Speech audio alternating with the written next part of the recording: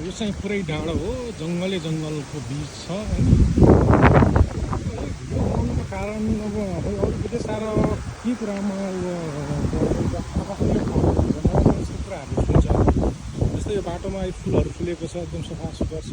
यो चाहिँ डाँडो हो होइन, जङ्गल छ। अनि हाम्रो पृथ्वीनारायण शाहले दिव्य उपदेशमा भनेका थिए नि, डाँडो काँडोमा घर बनाउनु, सम्मतहरूमा चाहिँ खेती गर्नु भनेर। त्यो चाहिँ यहाँ विदेशमा त्यो एकदमै बढी युज भएको देखिन्छ होइन।